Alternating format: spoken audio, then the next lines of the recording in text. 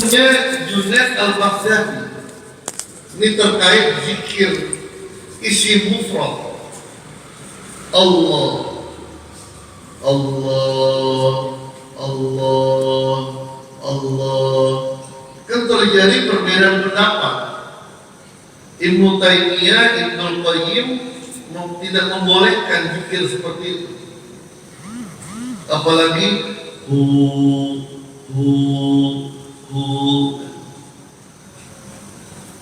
Kenapa? Karena alasan mereka diantaranya tidak pernah diamalkan, diajarkan oleh baginda Rasulullah. Yang kedua, kalimat Allah itu mubtada, memerlukan khobar, memerlukan khobar. Ini dibantah oleh berbagai macam ulama terkait tentang zikir isi mufrad. Apa diantaranya? Zikir isi mufrad Allah itu diamalkan oleh Rasulullah. Zikir isi mufrad itu biasanya zikir hati yang bapak-bapak sudah diijazahkan. Allahu Allah, Allahu Allah, itu sudah dijasakan ya.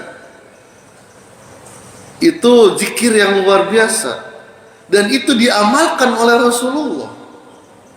Apa dalilnya? Tanamu ainayya wala tanamu qalbi wala yanamu qalbi. Tanamu ainayya, mataku tidur tapi hatiku tidak pernah tidur.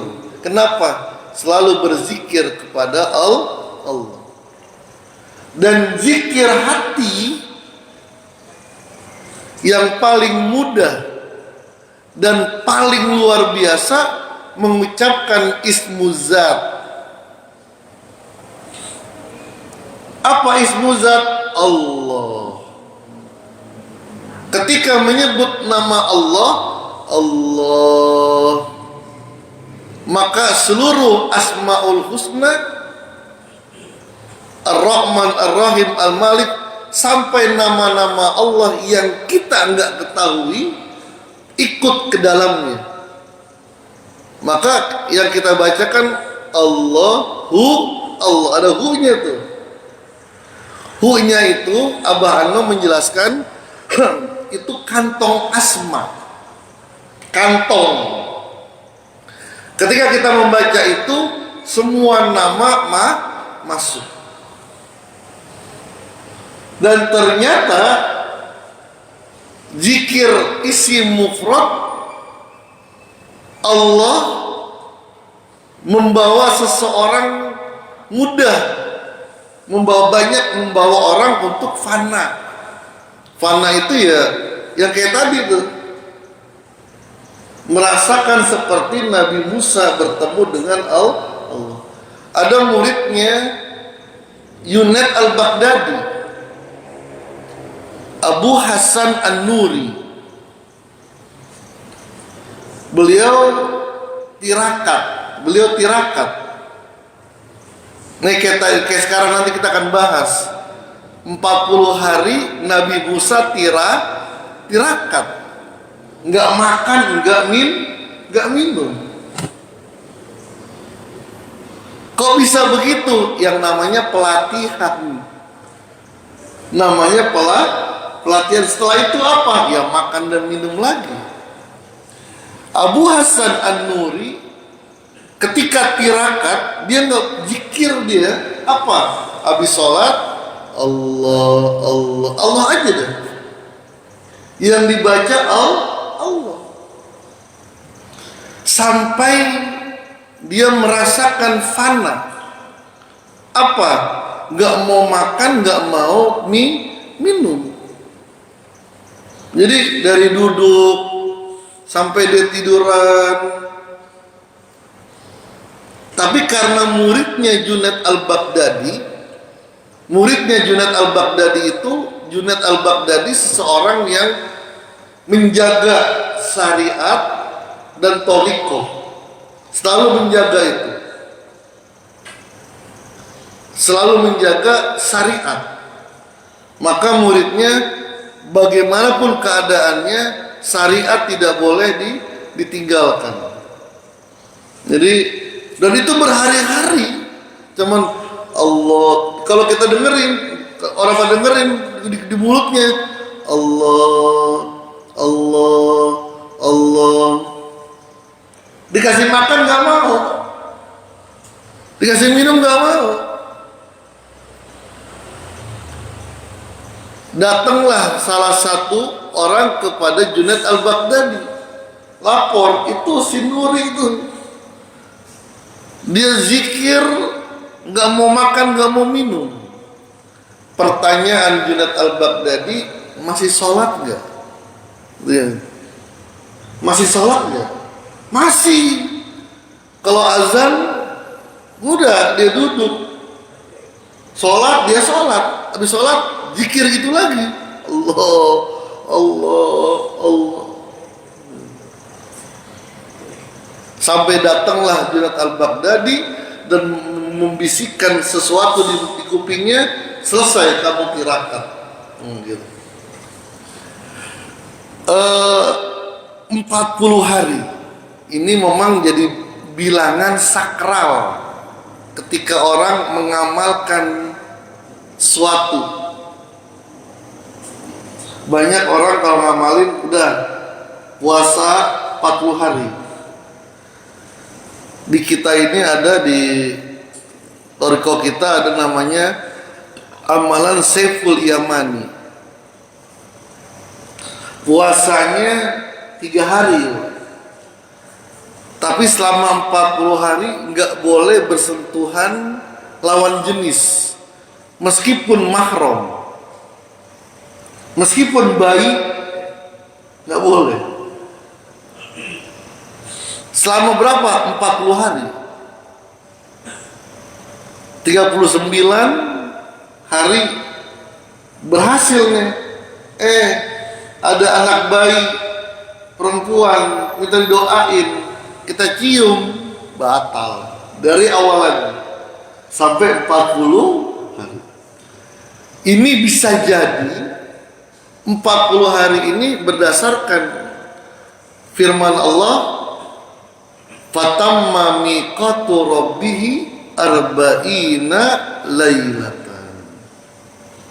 Mengambil dari sini, maka orang banyak bertirakat selama 40 hari.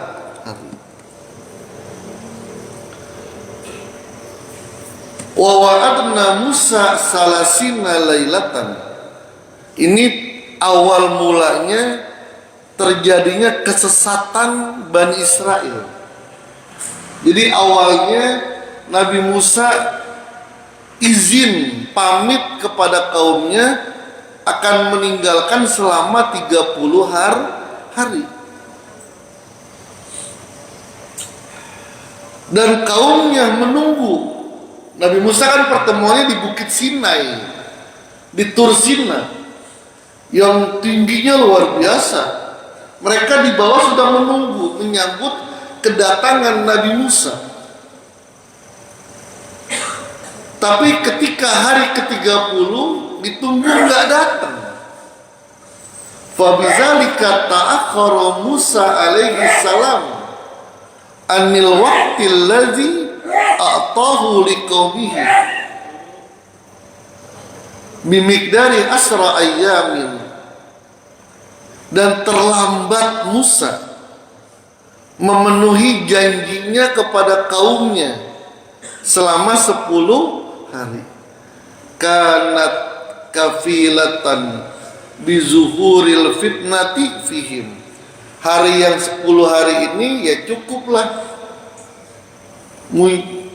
cukup akan muncul sebuah fitnah di antara Bani Israel.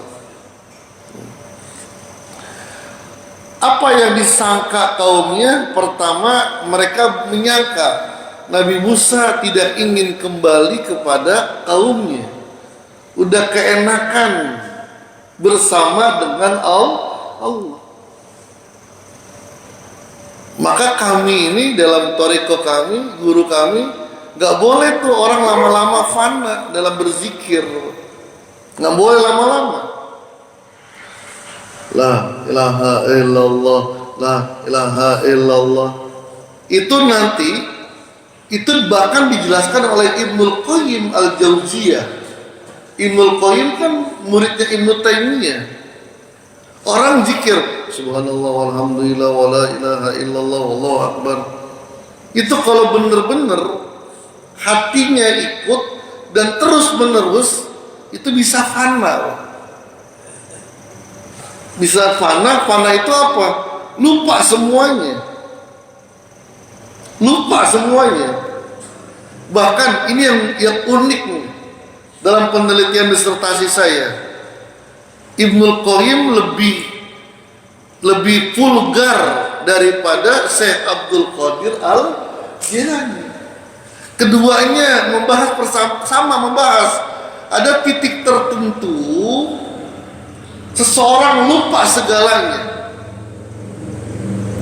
bahkan lupa dengan bacaannya, lupa dengan dirinya, udah masuk kepada alam lahut.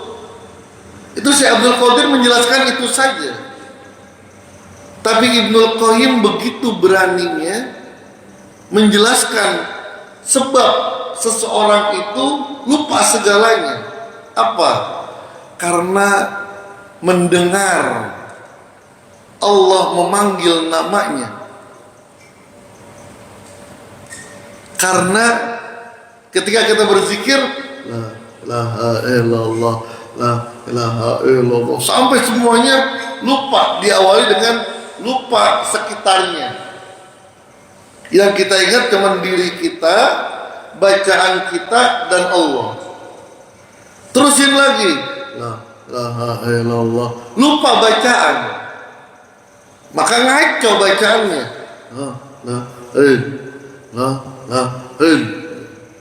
Ngaco bacaannya, udah saking enaknya udah.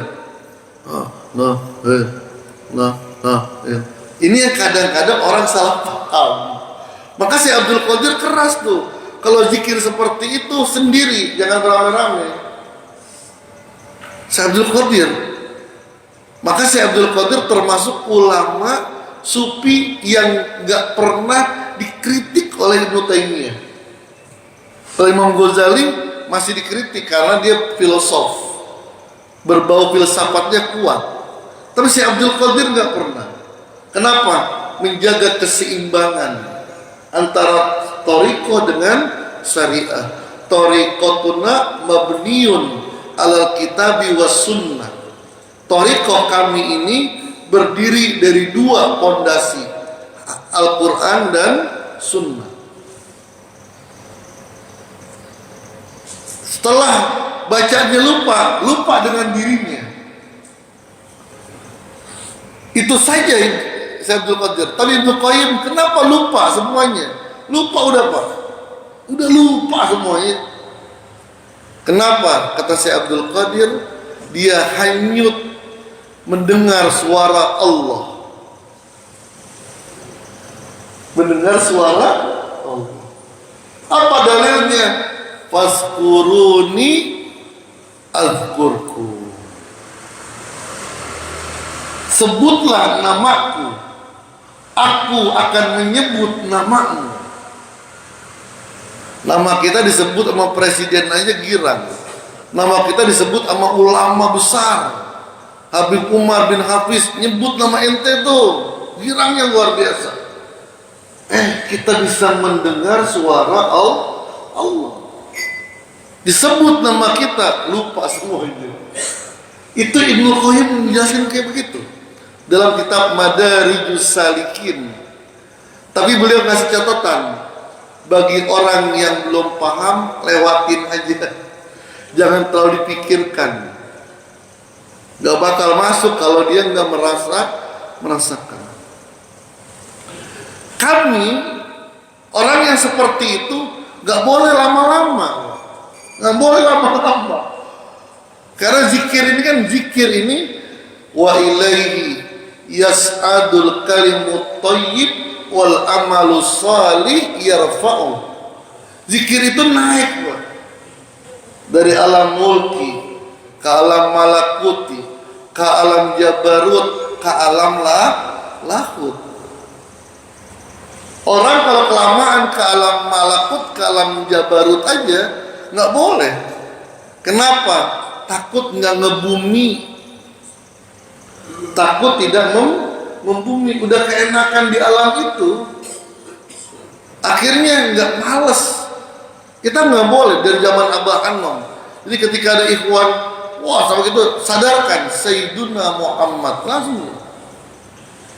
Atau misalnya ketika sedang berzikir bareng-bareng, la ilaha illallah, la ilaha. Kan kita diminta 165. Ternyata di belakang ada yang fana. Allah, langsung Sayyiduna Muhammad. Sayyiduna Muhammad. Jangan keenakan. Kita masih makhluk dunia, masih ngontrak di dunia. Maka masih wajib syariat.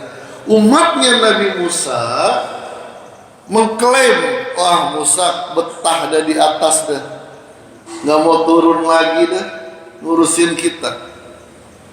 Ada juga di antara mereka, Nabi Musa belum bertemu dengan Allah, dia nggak mau pulang sebelum benar-benar ketemu dengan Allah. Pada saat inilah seorang manusia pengikut Nabi Musa, namanya Musa As-Samiri, mengambil sebuah kesempatan untuk menyesatkan umat Bani Israel. Apa? Diawali dengan apa? Surah Al-A'raf ayat 138. Ini fase yang kedua, kesesatan umatnya Nabi Musa. Wajawazna bi Bani Israil al-bahra. Ketika kami Bani Israel sudah selamat dari laut, sudah selamat dari laut, nyebrang laut, dikejar Firaun, idrib bi asokal bahra, yang sudah kita jelaskan, itu sudah bisa menyeberangi lautan. Maka mereka nggak kembali ke Mesir. Fa'atau ala qaumin, mereka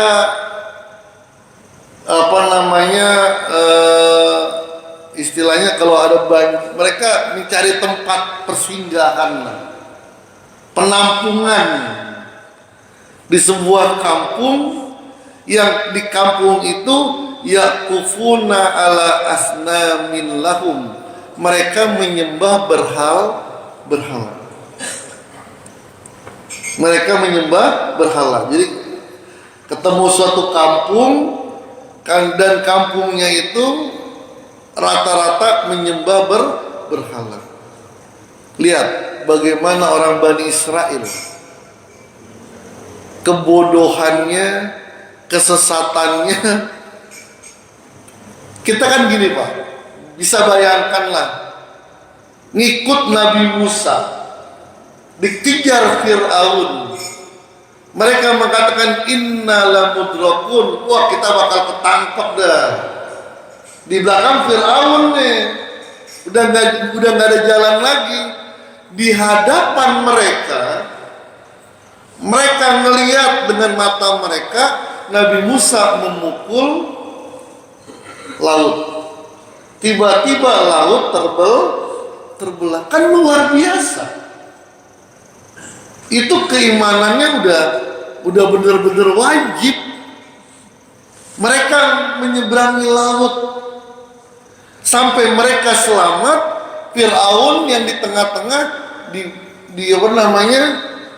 tenggelam di laut. Mereka ngelihat, tapi mereka masih mengatakan, qalu ya Musa ij'al lana ilahan kama lahum alihatun. Hai Musa, Tuhan kita kayak mereka dong, Tuhannya kelihatan. Kan cuman Tuhan umat Tuhan agama tauhid doang yang nggak kelihatan. Tuhan agama tauhid, Tuhan agama Islam yang nggak kelihatan Tuhannya. Agama lain kelihatan. Itu Bani Israel. Maka kita lihat begini, wah bener-bener dah. Sama Nabi Musa aja begitu, apalagi mau Prabowo, kagak didengar Prabowo. Udah kelihatan. Apalagi wazalalna alaikumul ghamama wa anzalna alaikumul manna wasalwa. Di penampungan mereka itu makannya apa? Manna wasalwa. Manna itu burung puyuh. Manna wasalwa itu burung puyuh dan madu putih. Tapi apa? Turun dari langit. Turun dari langit. Goput. Tapi goputnya dari langit, Pak. Dan mereka melihat, wah, makanan datang deh. Ya Allah. Apa kata mereka? Lan nasbira ala ta'amin wahid. Fad'u lana rabbaka yukhrij lana mimma tumbitul ardu min bagliha wa kisaiha. Musa, bosan makan itu aja. Bosan. Jangan dia dari langit doang dong. Tolong minta yang dari bumi. Minta apa namanya? Minta bawang, minta ini. Itu karakter orang-orang ya. Qala innakum qaumun tajhalun. Maka Nabi Musa begitu marahnya, dan di situ ada Musa as-Samiri. Beliau Musa as-Samiri termasuk salah satu yang selamat ketika dikejar oleh Fir'aun. Innakum qaumun tajhalun. Kalian itu emang umat yang bodoh. Udah ngelihat kebesaran Allah, masih pengen mencari Tuhan yang lain.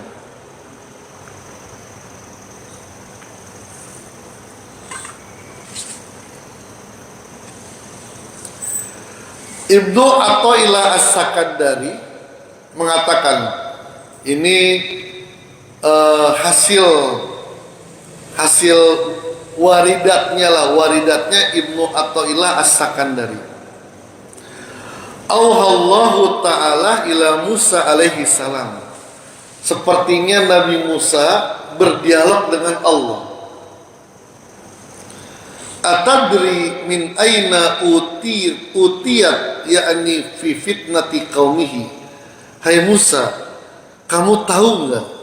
Kamu sadar enggak apa penyebab fitnah yang muncul di kaummu? Ketika kamu meninggalkan mereka, timbul fitnah besar. Kenapa, Pak? Karena yang sesat itu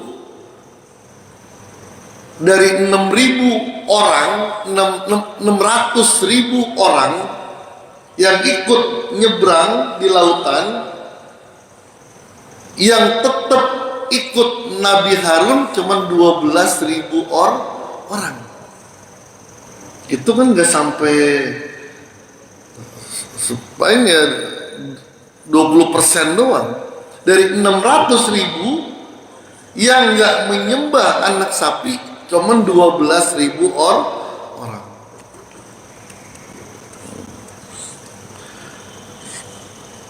Qala la ya Rabbi, nggak tahu ya Allah, kok mereka yang aku tinggalkan, yang begitu patuh kepadaku, ketika aku tinggalkan 40 hari, aku kembali, sudah mereka menyembah anak sapi.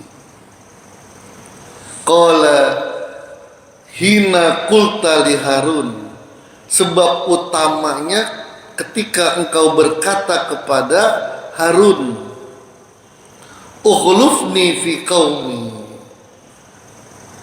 Harun, gantiin saya jagain kaumku. Jadi Nabi Musa mentawakalkannya kepada Harun, mewakilkannya, bukan tawakal kepada Allah. Aina kuntu ana hina itamatta ala Harun. Hai Musa, di mana aku ketika engkau lebih percaya kepada Nabi Harun? Emang untuk ukuran-ukuran seperti itu ya salah. Kalau kita kan ya wajar lah, satpam jagain rumah saya. Meskipun yang harusnya tetap minta kepada Allah, tawakaltu ala Allah, tapi melalui satpam. Tapi untuk tingkatan Nabi Musa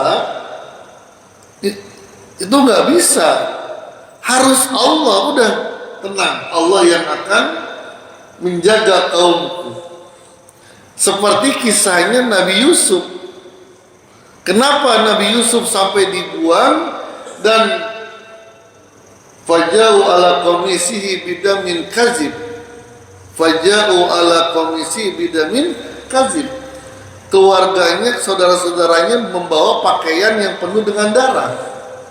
Itu sebab ketika Nabi Yakub berkata, inni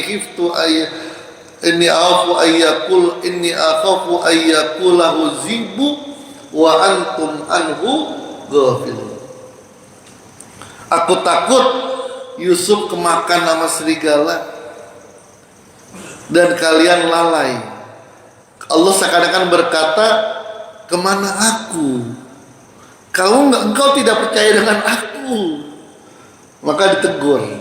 Ini hasil waridatnya Ibnu Athaillah As-Sakandari. Pelajarannya, tawakallah sesuatu kepada Allah, segala sesuatu kepada Allah. Baik. Qala surat Toha ayat 85. Ini mulai fitnah. Fa inna qad fatanna qaumaka mim ba'dika wa adallahumus samiriyu. Kami telah memunculkan fitnah di atas kaummu, mimba dika setelah kamu meninggalkan kaummu selama 40 hari.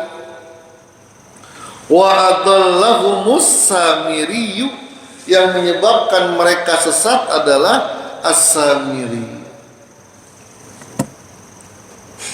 Man huwa as-samiri? Siapa itu as-samiri? Wazalika lianna fir'auna lamma sara'a fi zabhil wildan. Jadi ketika ini nasibnya seperti Nabi Musa.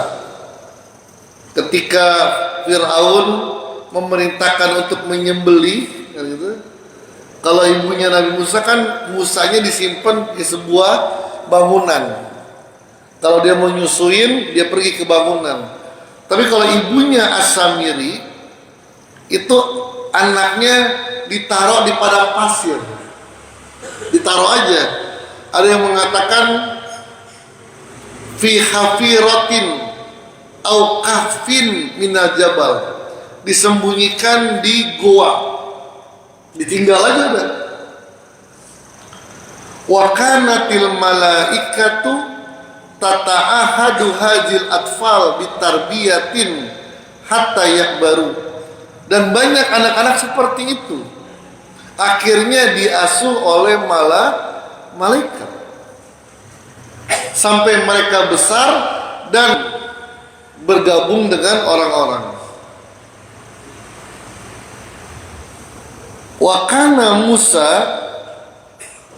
as-Samiri qad robahu Jibrilu fakana yugzihi min asabihi salasa. Dan Musa As-Samiri diasuh oleh malaikat Jibril. Cara nyusunya pakai jari. Dengan 3 jari dimasukkan ke mulutnya. Misal telunjuknya nih. Itu mengeluarkan susu. Fayakhruju lahu min ahadiha labanun. Ini saya ngambil dari kitab Fakhruddin Ar-Razi ya.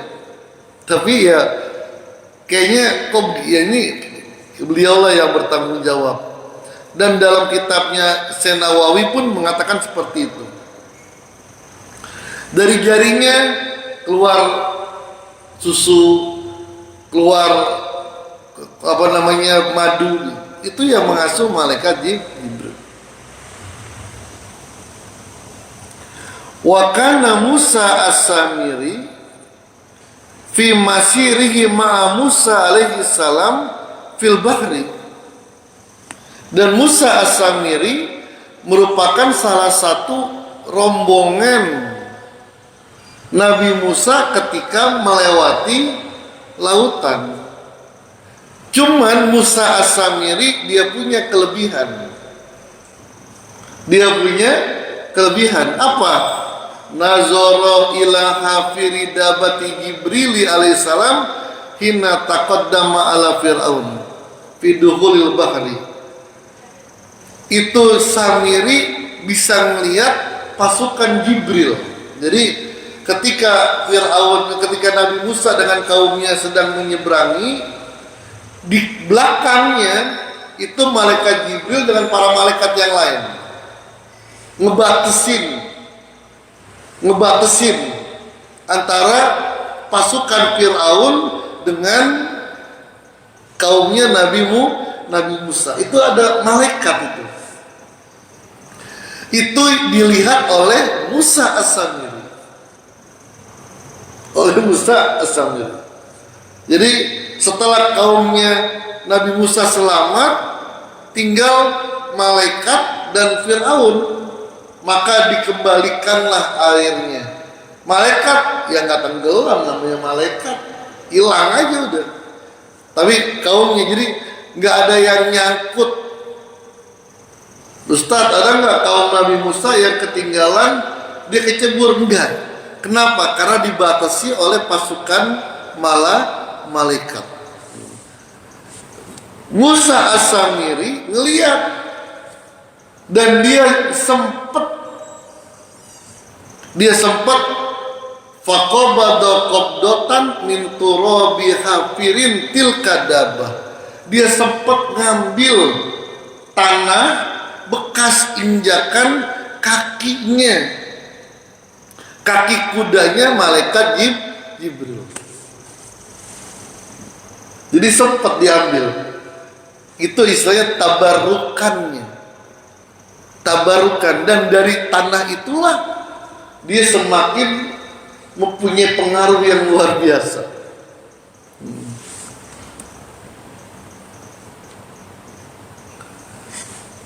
Setelah itu Nabi Musa pergi menitipkan kepada Nabi Harun, dan kaumnya itu qalu ma ahlakna mau'idaka. Jadi kaumnya itu membawa banyak perhiasan, dan perhiasan itu akhirnya dibakar.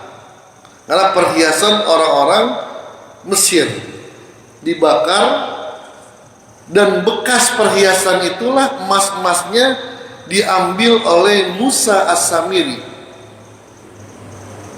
Dia di sini dikatakan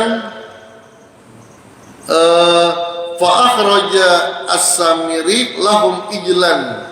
Dari tumpukan perhiasan yang dibakar itu Musa As-Samiri diambil emasnya dan membuat patung anak sapi fisalah sati ayamin selama tiga hari. Jadi beliau itu Musa As-Samiri selain pintar dalam membuat emas, dia pandai emas lah. Emas yang sudah dilebur, dikumpulin, dijadiin dibentuk ini. Maka pertanyaannya itu patungnya kemana itu? Dan karena emas murni, siapa yang buat? Musa As-Samiri.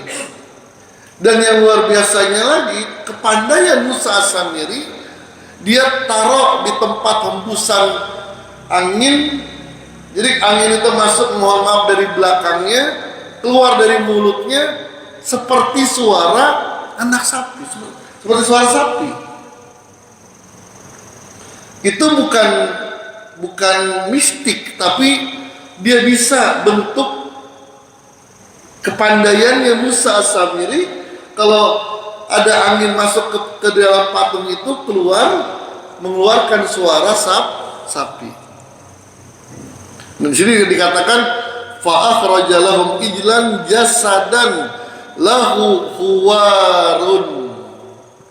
Lahu huwarun itu dalam Al-Quran, dan memiliki suara sapi. Itu kan bikin orang heran lagi. Maka kata Musa Samiri, haza ilahukum wa ilahu Musa.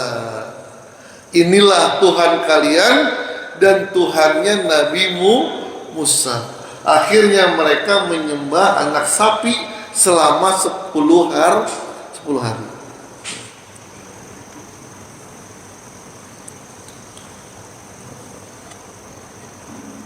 Sampai akhirnya terakhir Nabi Musa datang dan meminta mereka untuk bertobat. Apa?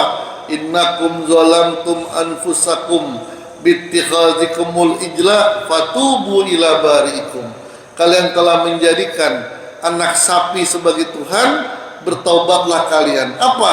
Faqtulu anfusakum, bunuhlah diri kalian. Jadi dari 6.000 ya, dikurangin 5.000 orang, dibikin 2 kelompok. Lalu Allah turunkan awan yang sangat hitam dan mereka diberikan pedang, saling membunuh satu dengan yang lain. Caranya Allah turunkan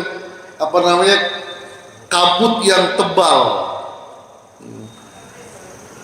Zalikum khairul lakum inda barikum fataba alaikum innahu huwat tawwabur rahim. Itu akhirnya mereka terbunuh semua. Jadi umatnya Nabi Musa ada yang dijadikan qiradatan khasiin gara-gara mancing di hari Sabtu. 3 hari kemudian mati semuanya. Tersisa lagi. Benar-benar Nabi Musa itu, umat Israel itu umatnya yang sangat itu bobul. Maka wallahu alam bisawab. Silakan, mungkin ada pertanyaan. Oke, silakan. Sama saya bertanya ini tentang masalah mandi. Saya pernah beberapa kali tanya Ustaz itu, ada yang Ustaz bilang kalau kamar mandi nggak usah ingat Allah, kalau baca doa ada di luar kamar mandi. Ada bilang, yang lain bilang nggak apa-apa, ingat Allah tuh di mana aja. Penting di kamar mandi jangan dicapai, dalam mandi aja gitu. Terus yang kedua, pertanyaan saya, manusia kan diberikan akal. Akal itu bisa digunakan untuk melihat ayat-ayat Allah, baik yang di kitab maupun yang di sekitar kita. Itu kan umat Yahudi diberikan kecerdasan luar biasa ya sekarang pun. Kenapa mereka nggak beriman? Apa ego mereka mungkin sudah sombong, atau karena nggak dapat hidayah dari Allah? Bagus, pertanyaan bagus sekali. Ini pertanyaan penting sekali. Jadi gini, kalau tadi yang berkenaan dengan kamar mandi, masuk kamar mandi baca doa Allahumma inni a'udzubika minal khubusi wal khaba'is. Ketika keluar, ghufranaka rabbana, ghufranaka alhamdulillahilladzi azhaba annal azza wa afata. Kenapa ghufranaka? Saya juga pernah dengar ada ustaz kiai lah, karena kita di kamar mandi nggak ingat Allah. Baik, banyak orang yang di akhir hayatnya di dalam kamar mandi.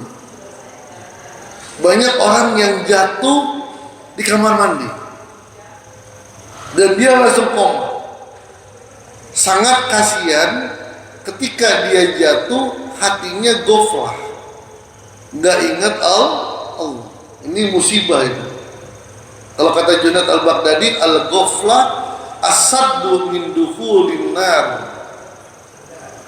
Lupa dengan Allah itu lebih berat bagi kami daripada masuk neraka. Mendingan kami dibakar Karena dibakar kami jadi ingat Allah daripada hati kami lupa dengan Allah. Maka bagaimana? Itu yang tadi zikir Allah itu, Pak. Zikir hati. Allah. Itu zikir yang bisa dipakai di mana saja, kapan saja, karena nggak diucapkan. Dalam kitab Ihya Ulumuddin jilid keempat tentang ikhlas, itu Imam Ghazali mengatakan ikhlas itu sesuatu amalan la yarahul malaku hatta yaktubahu wa la yarahu syaitanu hatta yufsidahu. Perbuatan yang enggak dilihat oleh malaikat sehingga mereka menulis perbuatan itu,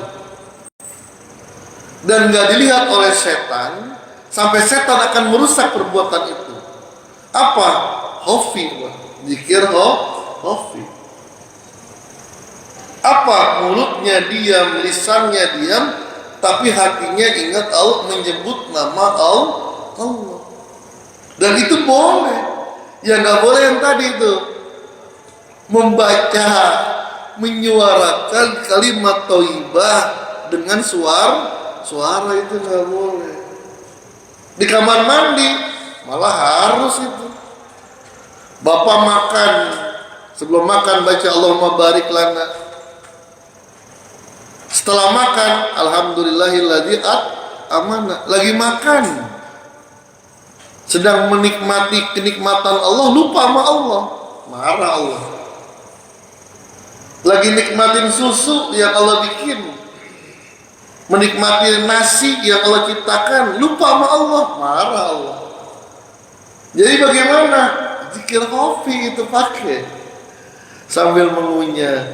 Saya ingat banget Al-Maqbulah Ki Binyamin waktu lagi ngaji kitab Hikam. Ya Allah, begitu nikmatnya. Setiap suapan kita ingat Allah. Setiap suapan ingat ini makanan yang menciptakan Allah. Gitu. Oke, yang kedua, Allah sudah menjadikan kebesaran Allah. Inna fi khalqis samawati wal ardh wa ihtilafil laili wan nahar la ayatil liulil albab. Dalam penciptaan dunia ini itu ada kebesaran Allah. Bahkan dalam diri kita, nggak usah kemana-mana, renungkan diri kita, di situ ada kebesaran Allah yang nggak mungkin dilakukan siapa-siapa dan tidak akan bisa dilakukan siapa-siapa kecuali Allah. Gampangnya, air mata,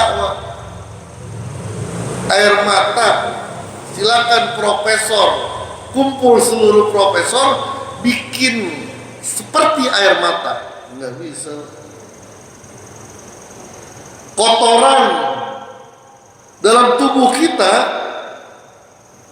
kan masuknya sama dari mulut, makanan, keluarnya tergantung tempatnya.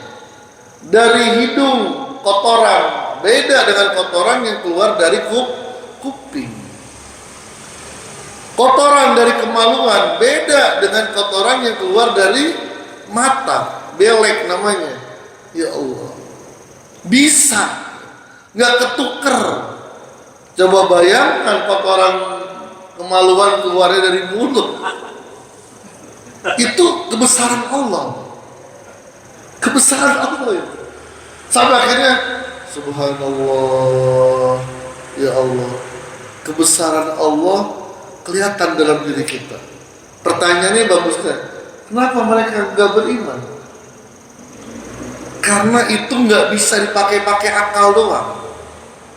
Kalau sampai pakai akal doang, berhenti, itu ilmu pengetahuan. Harus masuk ke dalam hati. Muncul intuisi, merasakan kebesaran Allah. Yang pernah saya katakan, kita ada mata kuliah orientalism. Orientalis, kita mempelajari pemikiran orientalis.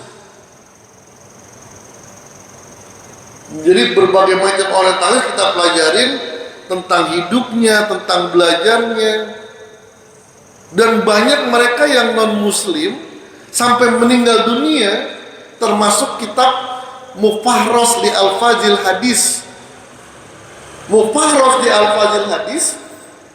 Jadi kalau kita pengen nyari hadis-hadis, itu yang nulis bukan orang Islam. Bukan orang Islam. Itu kalau kita mau nyari hadis ini nih, nanti ada di Bukhari hadis keberapa, di Abu Daud hadis berapa. Itu yang nulis bukan orang Islam. Sampai meninggal dunia tetap dalam keadaan Nasrani. Kenapa pertanyaannya?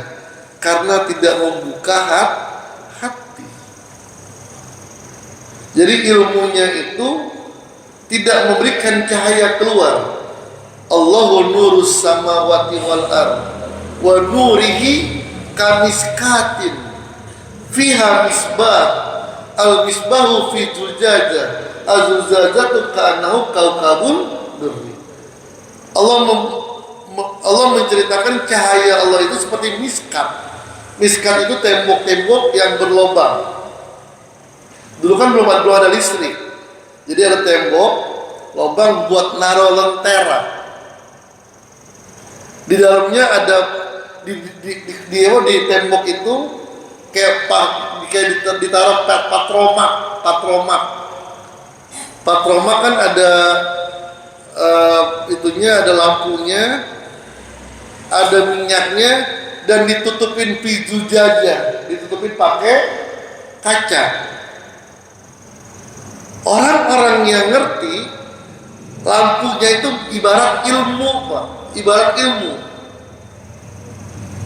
Itu lampunya bagus, minyaknya bagus, tapi kacanya kotor. Kaca itu apa? Hati. Maka sinarnya nggak bisa memberikan penerangan. Itulah metode yang dilakukan oleh para sufi.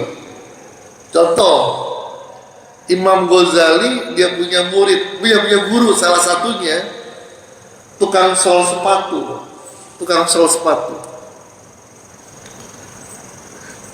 Ngajinya gimana?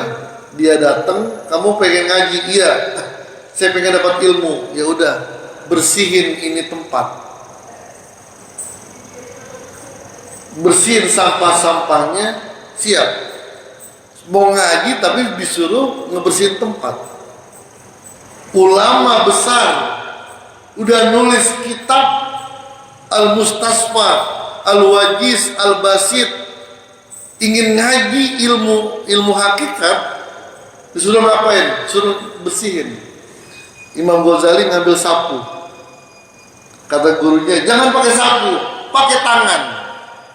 Ada kotoran, ambil pakai tangan. Udah selesai ngebersihin, lapor. Udah guru, ya sudah, selesai ngajinya. Ngapain Pak? Ngebersihin juzajahnya, ngebersihin hatinya dari ujub merasa dirinya luar biasa. Asyibli ngaji sama Junaid Al-Baghdadi. Datang, guru, ajarkan saya mutiara yang kamu dapat. Minta mutiara yang kamu dapat. Kata Junaid, harta kamu dikumpulkan. Asyibli itu orang kaya, pinter, alim, ahli fikih, orang kaya. Seluruh hartamu dikumpulkan, satu mutiara nggak bakal kebeli. Jadi gimana? Saya minta dah. Kalau kamu minta, itu saya menjatuhkan harga mutiara. Terus bagaimana guru? Tenggelamkan dirimu di lautan Allah, baru kamu mendapatkan mutiara. Gimana guru? Setiap hari kamu jualan areng. Kalau kita jualan kimol, kamu pengen ngaji sama saya? Iya. Setiap hari dari jam 7 sampai jam 12 jualan kilok. Orang kaya, ulama besar, keliling kampung jualan cilok. Itu orang ngomong, ini ulama nggak laku lagi ya. Gila. Orang gila. Tujuannya apa Pak? Ngebersihin hati. Ah gitu ya. Oke, ada lagi? Iya, itu di belakang dulu, belakang. Ya, gimana? Waalaikumsalam warahmatullahi wabarakatuh. Iya.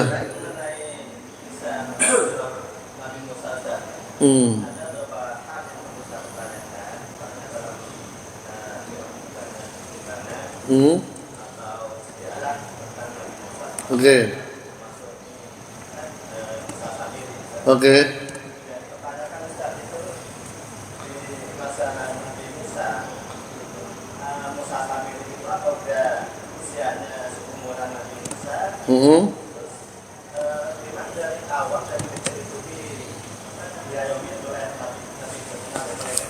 Biasanya kalau seorang manusia itu kan pasti ada orang tuanya. Apalagi seorang nabi seperti Nabi Musa itu pasti ada orang tua yang berdebat. Dan seorang anak juga orang tuanya dari Nabi Musa. Orang tuanya Samiri. Dari Musa Samiri itu juga Nabi Musa kan. Oke. Nabi Musa juga orang tuanya itu mesti ada orang hebat dengan pada Musa Samiri. Nabi Musa. Baik. Nabi Harun ada salah satu tadi ada mengatakan bahwa itu saudara kandung. Apa benar Ustaz? Oke. Kalau di saudara kandung sama yang di dua antara Nabi Musa sama Nabi Harun. Baik. Baik, yang pertama ini luar biasa pertanyaan. Usia As-Samiri diperkirakan memang tidak dijelaskan, tapi Musa As-Samiri merasa dia mempunyai kelebihan.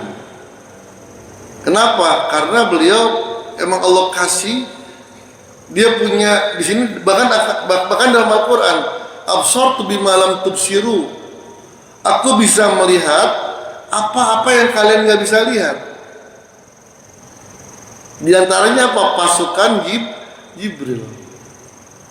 Dan Musa As-Samiri merasa dirinya mendapatkan keistimewaan, diasuh oleh malaikat.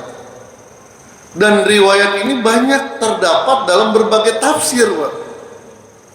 Kan tafsir-tafsir yang jadi rujukan utama lah, misalnya kayak tafsir Ahkam Al-Qurtubi gitu. Beliau kan seorang ahli fikih dan meriwayatkan ini. Bahkan Al-Kasaf itu Az-Zamakhsyari kan dia Mu'tazilah. Mu'tazilah lebih rasional. Tetap meriwayatkan bahwa Nabi Musa As-Samiri bukan Nabi Musa As-Samiri diasuh oleh malaikat. Tidak, saya belum ketemu siapa orang tuanya Musa As-Samiri. Cuman nama As-Samiri ini berasal dari nama kabilah. Nama kabilah namanya yang diambil dari seorang perempuan Samirah. As-Samirah. Dan kaum itu memang mereka menyembah sapi.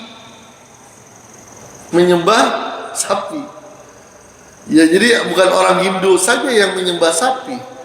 Dulu orang Bani Israel juga menyembah sapi. Maka nanti ada kisah ketika Nabi Musa itu diminta siapa yang membunuh. Kalau kamu pengen tahu, kamu menyembeli sapi. Gitu. Jadi tidak ada yang, saya belum ketemu siapa orang tuanya. Hanya yang mengasuh Musa As-Samiri itu malaikat. Hampir kebanyakan ahli tafsir meriwayatkan itu. Kalau Nabi Musa itu bapaknya namanya Imran, Musa ibni Imran, tapi bukan surah Ali Imran. Imran yang surah Ali Imran itu bapaknya Hana, suaminya Hana. Suaminya Hana itu namanya Imran, Ali Imran. Ibunya ada di sini, ibunya namanya siapa yang ibunya Nabi Musa yang yang menghanyutkan Nabi Musa sampai ke ya, fa in hifti alaihi, kalau kamu takut tentang Nabi Musa ya kamu masukkan ke dalam ini, oke, ke dalam keranjang lalu kamu alirkan ke sana.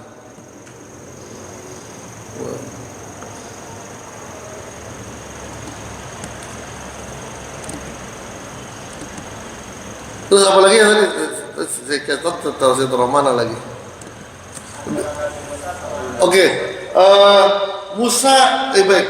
Jadi gini, Musa, kalau saya sih mengartikan tim sukses yang mengajukan proposal kepada Allah agar Harun diangkat sebagai nabi, ya Nabi Musa.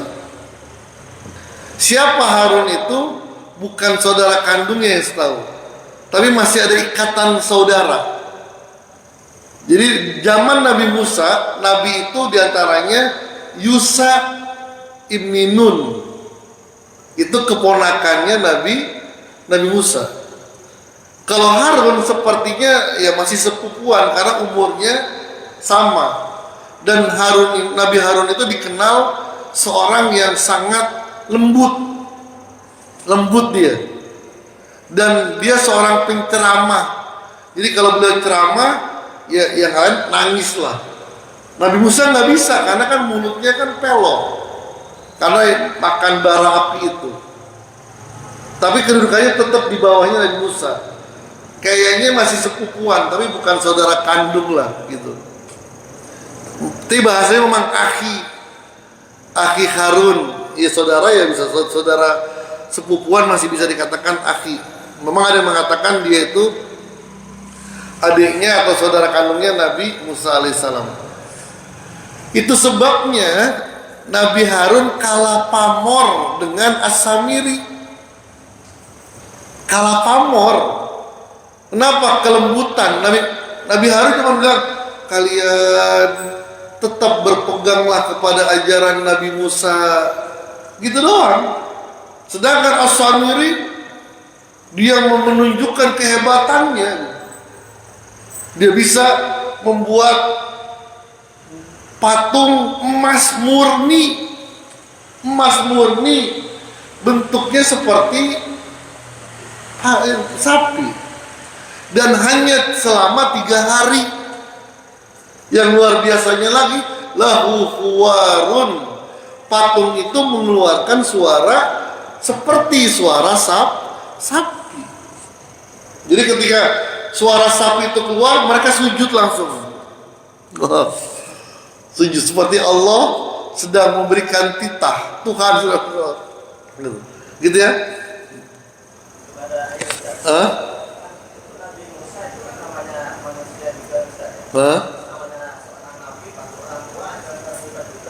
Iya. Nabi Musa itu bapaknya Imron namanya. Perempuannya di dalam Al-Quran ini yang sudah kita bahas itu hanya mengatakan Ummi Musa.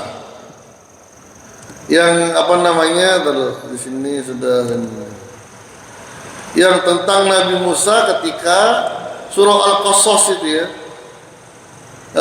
yang an-ardihi wa auha ila ummi Musa, hanya mengatakan Ummi Musa saja, ibunya Nabi Musa.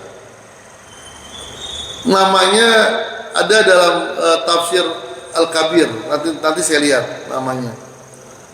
Tapi memang ya manusia biasa. Begitu pula Musa As-Samiri, orang tuanya juga manusia biasa gitu ya.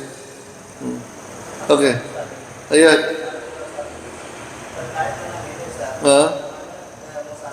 Oke.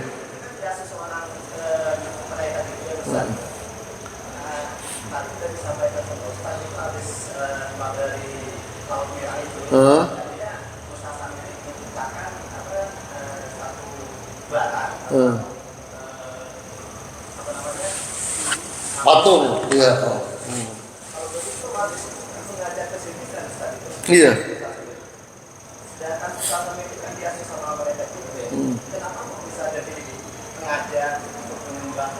Baik, baik, baik, bagus, bagus. Maka gini, ada kalimat Musa As-Samiri ardoathu malaika fakafaro wa Musa ardoathu Fir'aun fa'amana bi. Musa As-Samiri, ini ada kalimat kayak begitu dah. Musa As-Samiri diasuh oleh malaikat tapi ujung-ujungnya kafir. Sedangkan Nabi Musa diasuh oleh Fir'aun. Diasuh oleh Fir'aun tapi tetap beriman kepada Allah. Kenapa? Kalau secara bukan kita menyalahkan Tuhan, kalau ini kan hidayah, ya. Tapi memang Musa As-Samiri setelah diasuh oleh malaikat Jibril itu tinggal di desa di kabilah As-Samiroh. Dan penduduk itu mereka penyembah sapi. Jadi terkontaminasi dengan dengan keadaan seperti itu.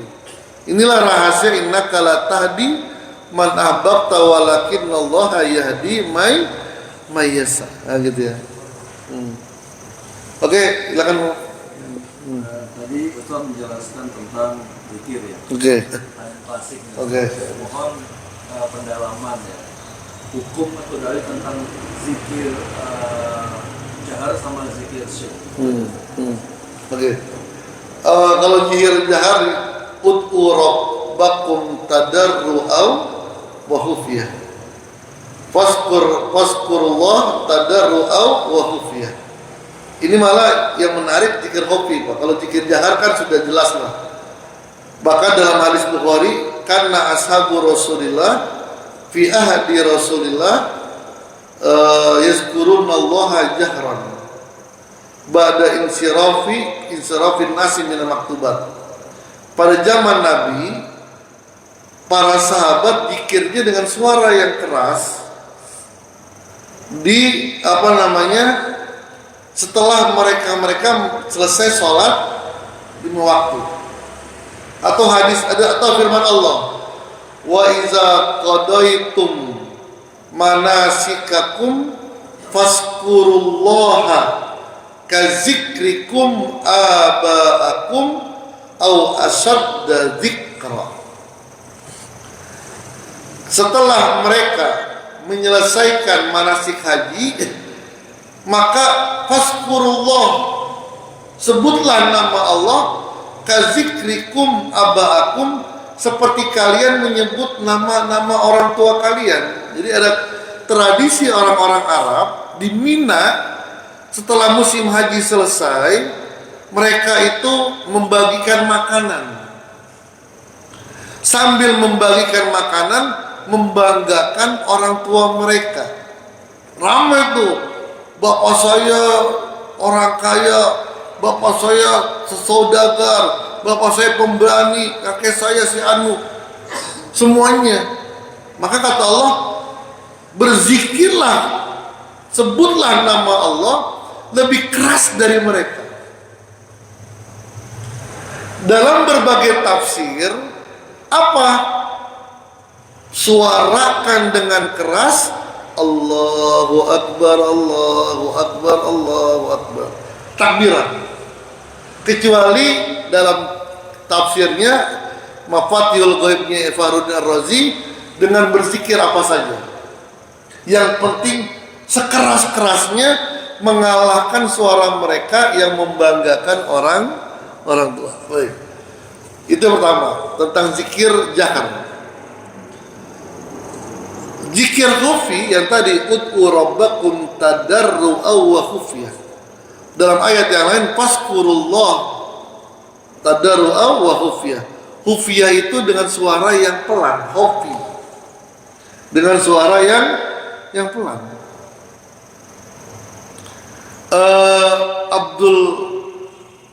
Abdul Khaliq Al-Qadwani Itu dalam Thariqah Naqsabandiyah itu beliau itu bapaknya guru lah, bapaknya guru, Syekhul Masyayikh, gurunya segala guru. Kalau Nabi Ibrahim, bapak monoteisme.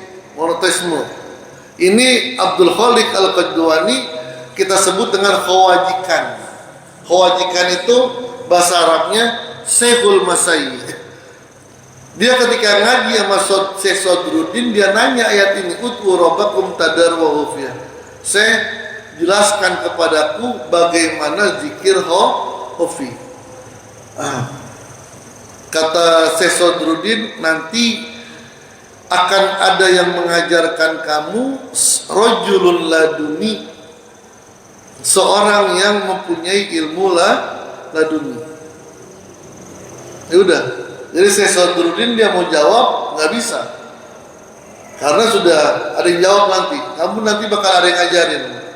Seorang yang punya ilmu laduni. Siapa? Ternyata Nabi Khidir alaihi salam. Maka kami Thariqah Qadiriyah Naqsabandiyah meyakini zikir khafi itu ijazahnya sampai kepada Nabi Khidir alaihissalam. Jadi menghidupkan amalia zikir khafi itu menghidupkan ijazahnya Nabi Khidir. Begitu pula Rasulullah. Ya tadi itu Rasulullah itu nggak pernah sedetik pun lupa dengan Allah, nggak pernah sedetik pun. Jadi gimana? Mulutnya komat kami terus? Enggak. Mulutnya diem. Nggak mungkin Rasul mulutnya komat, nggak mungkin. Ketika dengan istrinya, ya dia bermesraan dengan istrinya. Masa nggak mungkin dia dengan istrinya mulutnya subhanallah alhamdulillah wala ilaha illallah? Nggak bisa. Hak istri hilang di situ. Lalu apa? Zikir khafi. Zikir khafi bersama dengan cucunya, dengan Hasan Hussein main kuda-kudaan Nabi. Mulutnya komat kamit nggak? Enggak.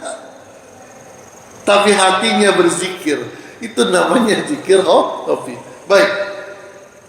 Ternyata yang mengajarkan ilmu zikir khafi itu adalah Nabi Khidir alaihi salam. Jadi maka Naqsabandi itu ujung-ujungnya itu ke Khidir. Bahkan percaya nggak percaya lah. Dan berbagai macam dan kami ini ada namanya uluk salam, membaca salam. Jadi ada amalan membaca salam kepada Syekh Abdul Qadir, kepada baginda Rasulullah setiap hari itu, dan ada kepada Nabi Khidir alaihi salam.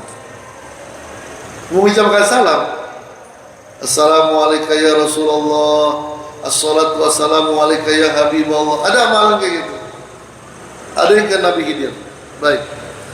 Gimana cara melatihnya? Ada riwayat Syekh Khawajikan disuruh berdiri, depannya air, baca Allah Allah Allah Allah Allah Allah, ditarik kepalanya, dimasukin ke air, Pak.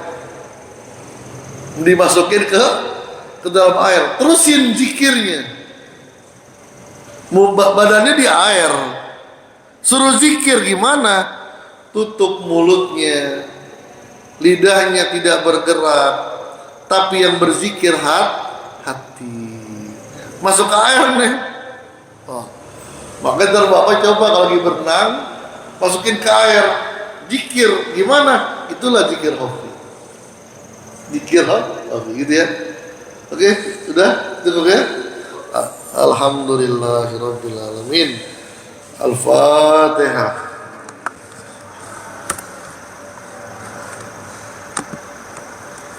Ya kadang butuh ya nasta'in. Allahumma bihaqqil Fatihah, bisirril Fatihah, bimujidil Fatihah. Ya farijal ham, ya kasifal qam, Ya man dia fir wa yarhamullah majal jam'ana hadza jam'an marhuma wa tafarraqna min ba'di tafarruqan masuma wa la mana syaqiya wa la mahruma dawahum fiha wa tahiyyatuhum fiha salam wa akhiru da'wana alhamdulillahi rabbil alamin wallahu muwaffiq ila aqwamit thariq. Assalamualaikum warahmatullahi wabarakatuh.